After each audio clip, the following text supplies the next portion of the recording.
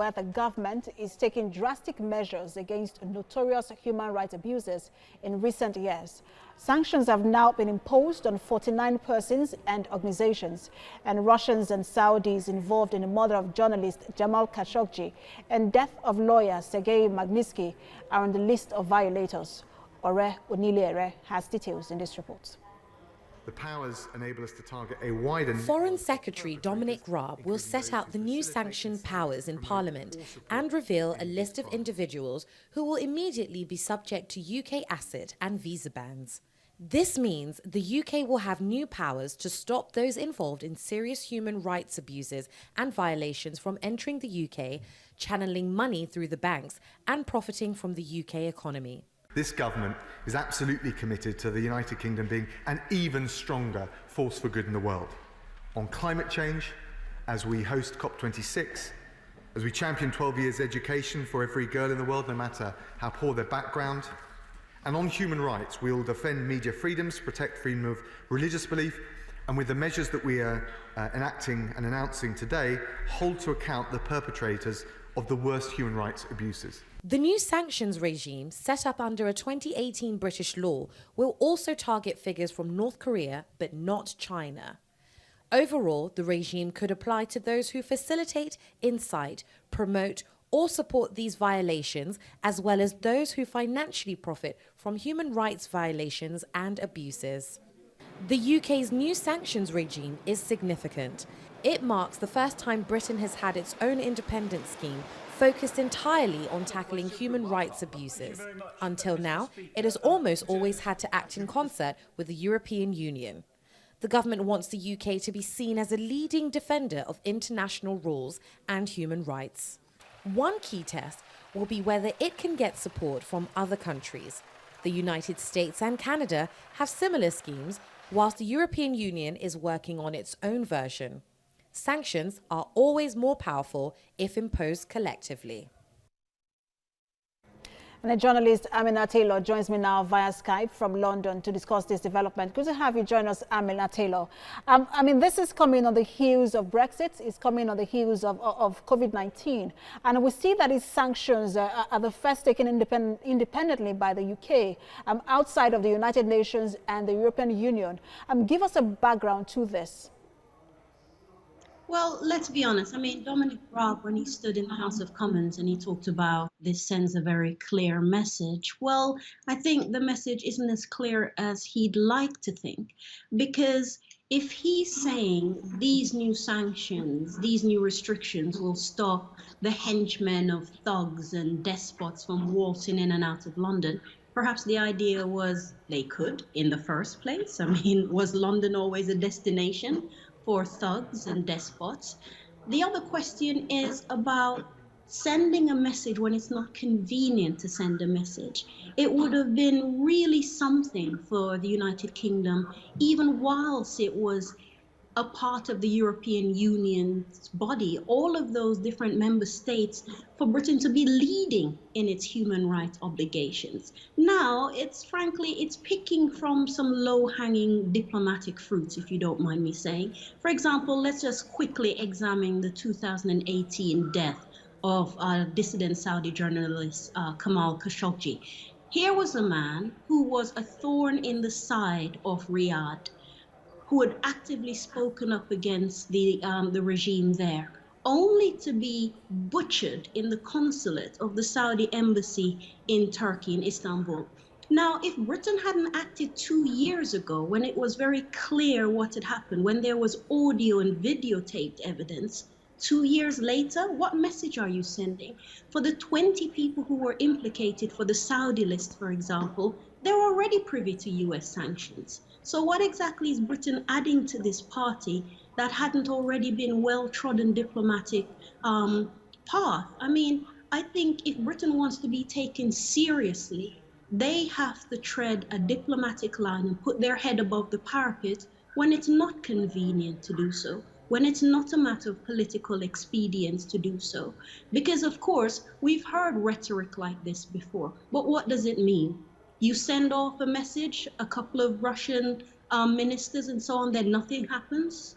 You send off a message about some Saudi members of the intelligence services there, then nothing happens. No, this is a toothless exercise, I'm afraid.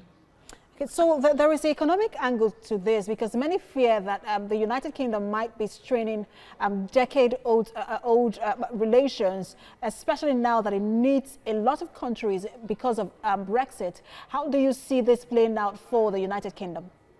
Well, let's look at the Saudi case, for example. Saudi Arabia spends billions, and that's with a B, billions, in terms of arms, weapons from the United Kingdom. They're currently embroiled in a rather deadly war in Yemen at the moment, where a lot of that damage is being done with weapons and armaments from companies, British companies like BAE Systems and so on. So the idea that these men, and by singling out these particular individuals, that would harm diplomatic relations. Saudi Arabia has already sentenced at least one of these men to death already. So will stopping him from coming to London actually be the thing that strains diplomatic relations? I think countries understand that messages have to be sent out and we have to be seen to play this diplomatic game. But if Britain is serious about fulfilling its international obligations and leading the way as a real defender of human rights, it will have to do more than what they've just mentioned on the table. It will have to hold governments to account. It will actually have to risk its billions that are from weapons sale and cozying up to certain regimes.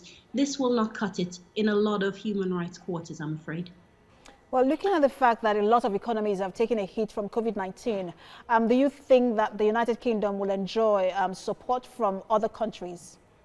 Well, this is the big question. Will countries like Canada, will the EU, the remnants of what's left of the European Union at the moment, will they back this play by the United Kingdom?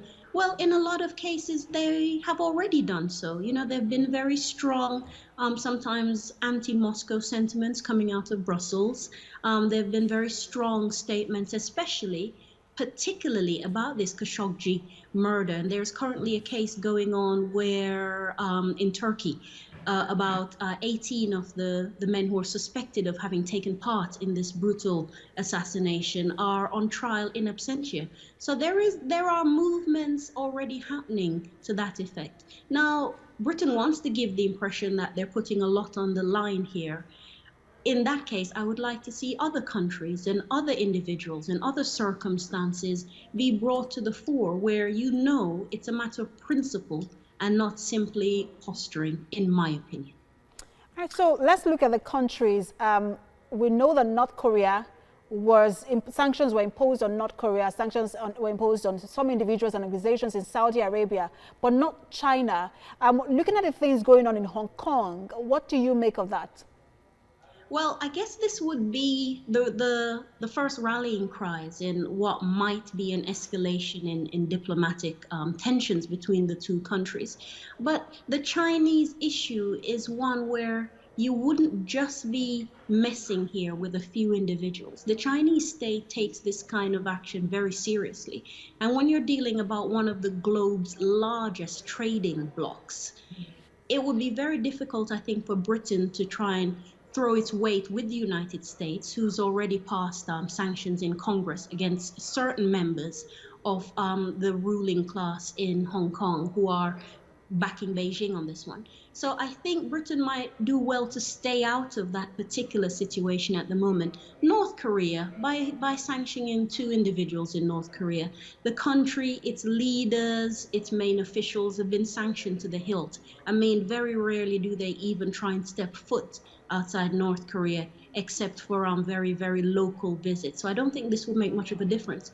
But for kind of poking the Chinese bear at the moment, I think Britain will take a look at what is happening when this security law comes into effect, which is today.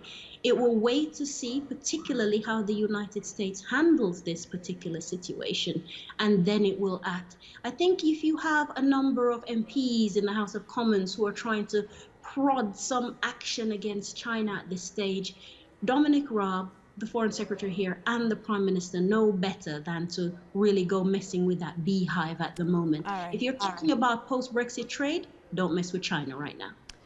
Amina Taylor, many thanks for talking to us.